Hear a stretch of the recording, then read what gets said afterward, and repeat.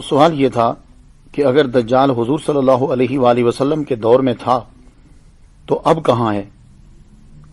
محققین کا خیال ہے کہ دجال جس قوم کا نجات دہندہ ہے وہ اتنی پاورفل ہے کہ زمین کی ایسی چھان بین کر دے کہ جیسے فلٹر جو ہے وہ پانی کی کرتا ہے۔ وہ دل و جان سے اسے ڈھونڈ رہے ہیں تو پھر بھی کیوں نہیں مل رہا؟ تو اس سے لگتا ہے کہ وہ کسی ایسی جگہ میں ہے کہ جہاں انسانی اپروچ نہیں ہے اور نہ ہی انسانی آلات کی اپروچ ہے۔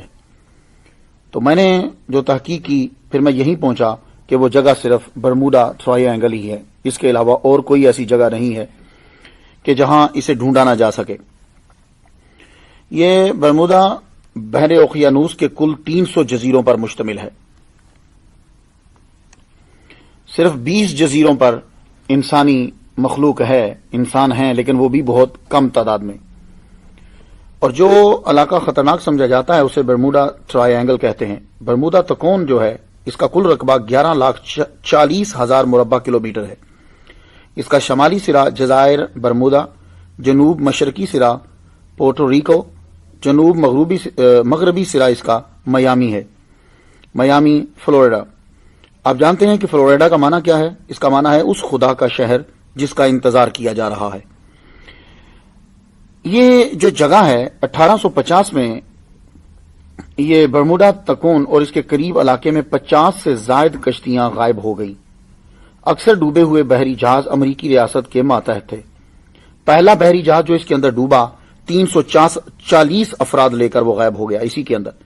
پھر اس کے کچھ عرصے بعد ایک آبدوز 1968 میں 1968 میں 99 افراد کو لے کر غائب ہو گئی اسی جگہ میں۔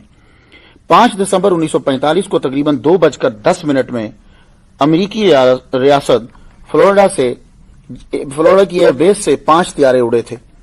4 بجے ایک طیارے کا پیغام آیا۔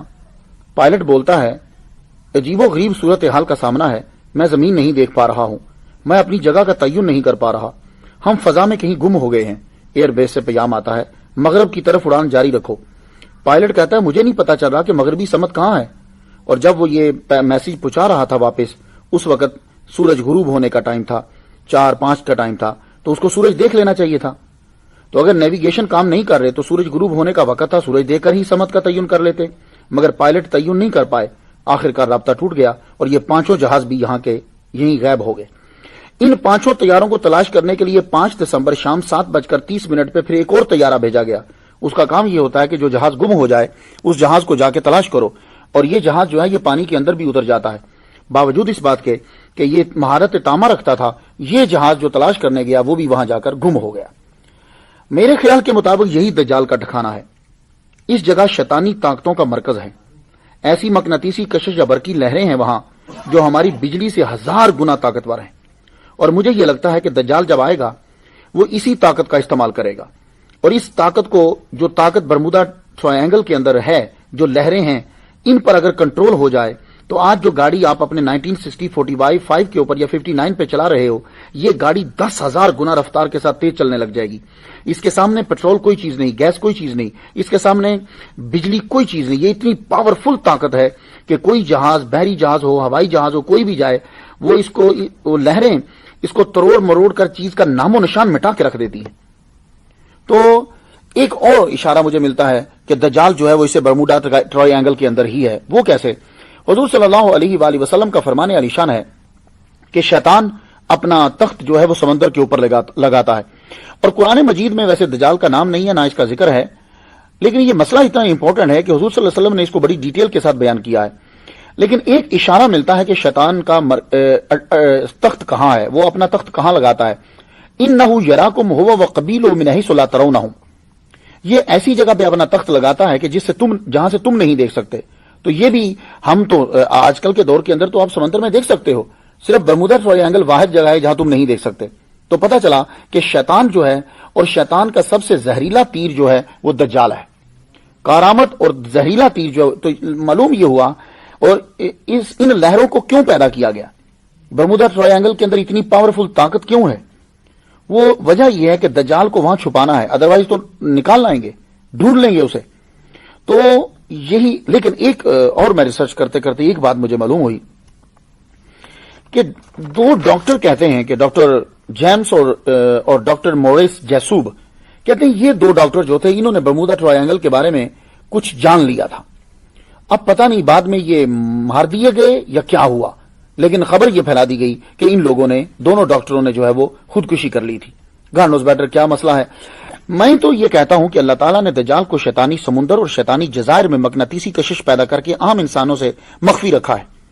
جب حکم ربی ہوگا تو اس کے ہاتھ کھول دیے جائیں گے، کیونکہ اس کے ہاتھ بندھے ہوئے ہیں گردن کے ساتھ، گھٹنے اور ٹخنے زنجیروں سے باندھے ہوئے ہیں، اور وہ بھی آزاد کر دیے جائیں گے اور وہ باہر آ جائے گا. اور ہو سکتا ہے تب اللہ تعالیٰ مقناطیسی لہروں کو کم کر دے، یا یہ ہوگا کہ وہ ان لہروں کے اوپر کنٹرول پا لے گا. اس کی وجہ یہ ہے کہ کچھ لوگوں نے برمودا ٹرائنگل کے اوپر اڑن تشتریاں دیکھی ہیں. وہ جو ایلین کی نہیں آپ دیکھتے، وہ ایلین جس پر بیٹھ کر آتے ہیں، آپ نے اکثر دیکھا ہوگا، وہاں ان کو اڑتے ہوئے دیکھا ہے. تو ہو سکتا ہے کہ دجال کی پاور اتنی زیادہ ہو کہ وہ ان لہروں کے اوپر بھی کنٹرول کر سکتا ہو. اب سوال یہ ہے کہ سمندری جزیرے سے نکل کر دجال بعد میں پبلک کے سامنے کب اور کہاں سے آئے گا؟ یہ تو بات طے ہو گئی کہ دجال کسی جزیرے میں ہی رہتا ہے، اور میری عقل کے مطابق وہ برمودا ٹرائی اینگل کے اندر ہی ہے. کیوں کہ وہاں ابھی تک کسی کی رسائی نہیں ہے، اور اللہ تعالیٰ نے اس کو چھپا کر رکھنا ہے جب تک کہ جب اس کے ظاہر ہونے کا ٹائم نہیں آتا. اب یہ ہے کہ جب وہ وہاں سے آئے گا تو پھر پبلک کے سامنے کب آئے گا، عالمی اعلان کب ہوگا، لوگ اس کو جانیں گے کب؟ تو دجال کے پبلک میں آنے سے پہلے کچھ علامات ہیں، وہ میں حدیث کی روشنی میں آپ تک پہنچانا چاہتا ہوں، کیونکہ حدیث سے بڑھ کر ہمارے پاس کوئی یقینی ذریعہ جو ہے وہ نہیں ہے. مسند امام احمد، ابو داؤد شریف، ترمذی شریف میں حضرت معاذ بن جبل رضی اللہ تعالیٰ عنہ سے روایت ہے، حضور صلی اللہ علیہ وسلم نے فرمایا کہ بیت المقدس کی آبادی میں مدینہ کی ویرانی ہے، مدینہ کی ویرانی میں جنگ عظیم، اور جنگ عظیم کا ہونا قسطنطنیہ کی فتح ہے، جس کے بعد دجال کا نکلنا ہے. تو پتہ یہ چلا کہ مدینہ ویران ہو جائے گا، اتنا ویران ہو جائے گا مدینہ کہ وہاں جانور پھرنے لگ جائیں گے، انسان مدینہ چھوڑ کر نکل جائیں گے. یہ دجال سے پہلے کی بات ہے. اور جب یہ مدینہ ویران ہوگا تو بیت المقدس جیروسلم آباد ہو جائے گا، اور مدینہ کی ویرانی کے بعد جنگ عظیم ہوگی، قسطنطنیہ فتح ہوگا، اس کے بعد دجال آئے گا. یہ دجال کے پبلک میں آنے سے پہلے کے میں حالات آپ کو بتا رہا ہوں. ایک اور حدیث ہماری مدد کرتی ہے یہ جاننے کی کہ دجال کے ظہور سے قبل حالات کیا ہوں گے. بارش بند ہو کر دی جائے گی اللہ تعالیٰ کی حکم سے، اور رزق زمین پیدا کرنا بند کر دے گی. حضرت ابو امامہ باہلی رضی اللہ تعالیٰ عنہ سے روایت ہے، حضور صلی اللہ علیہ وسلم نے فرمایا دجال کے ظہور کے پہلے 3 سال سخت ہوں گے. پہلے سال اللہ تعالیٰ حکم دے گا، اے آسمان تیسرا حصہ بارش روک دے، اے زمین تیسرا حصہ زراعت روک دے. دوسرے سال اللہ تعالیٰ پھر حکم دے گا، اب جو باقی بچا ہے اس میں سے کہے گا، اللہ کہے گا تیسرا حصہ بارش روک دے، زمین کو حکم دے گا تیسرا حصہ زراعت کا روک دے. تیسرے سال اللہ تعالیٰ حکم دے گا، آسمان بارش مکمل طور پہ بند کر دے، اے زمین تو مکمل طور پر اپنی زراعت روک لے، حتیٰ کہ جانور جو ہیں وہ بھی مرنے لگ جائیں گے، کیونکہ جانور تو گھاس کھا لیتے ہیں، ایسی چیزیں کھا لیتے ہیں. تو یعنی گویا کہ زمین پر گھاس اگنا بھی ختم ہو جائے گا، جانور بھی مرنے لگ جائیں گے. یہ ہے شیطان سے پہلے کے 3 سال. ابن ماجہ شریف میں یہ حدیث مبارکہ ہے. مسند امام احمد، ابو داؤد اور ابن ماجہ کی سٹڈی کرنے کے بعد احادیث کے مطالعے سے میں آپ کو بتا سکتا ہوں کہ دجال کے ظہور سے کچھ سال اس کے پبلک میں آنے سے پہلے کیا حال ہوگا. بیت المقدس آباد ہو جائے گا، جنگ عظیم ہوگی، مدینہ شریف ویران ہو جائے گا، لوگ چھوڑ جائیں گے، قسطنطنیہ کی فتح ہو جائے گی، مکمل قحط ہو جائے گا، نہ بارش ہوگی نہ فصل، لوگ بغض و عداوت کی وجہ سے بچھڑ جائیں گے، ایک دوسرے سے اس کا مال اور اولاد چھینیں گے، یعنی ایک دوسرے کے بچے بھی چھین لیں گے. یہ لوگ ایک آدمی کی بیعت کے لیے اکٹھے ہوں گے جو بد اخلاق ہوگا، بے علم ہوگا، ملک میں لا قانونیت اور اس کے پاس اس سے نظام بھی نہیں چلے گا. انسان صبح کو مومن ہوگا اور شام کو کافر ہو جائے گا. لوگ 2 قسم کے رہ جائیں گے، ایک جو مومن ہوں گے ان کے اندر منافقت نہیں ہوگی، یہ بول کم ہوں گے، دوسرے منافق ہوں گے، ایمان نہیں ہوگا، بہت زیادہ تعداد میں ہوں گے. یہ فتنے جب پھیل جائیں تو حضور صلی اللہ علیہ وسلم فرماتے ہیں اسی دن اس کا انتظار کرو کہ وہ پبلک میں اپیئر ہو جائے گا، یا اگلے دن اس کا انتظار کرو. تو دجال کس ملک میں آئے گا؟ ایک حدیث میں ہے کہ وہ اصفہان کے ایک مقام یہودیہ سے نکلے گا. صحیح مسلم شریف باب ذکر الدجال کے اندر ہے کہ حضور صلی اللہ علیہ وسلم نے فرمایا دجال شام و عراق کے درمیان سے نکلے گا. ہو سکتا ہے کہ وہ نکلے تو شام و عراق کے بیچ سے، مگر پبلک میں اعلان تب ہو جب وہ اصفہان، یہ ایران کا شہر ہے، وہاں کے یہودی بے تابی سے اس کا انتظار کر رہے ہیں.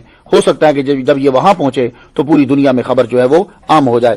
اب ہمیں یہ دیکھنا ہے کہ جب یہ آئے گا تو اس کے پاس پاور کتنی ہوگی اور یہ کرے گا کیا. آپ ہمارے ساتھ رہیے، اجازت دیجیے. وآخر دعوانا الحمدللہ رب العالمین.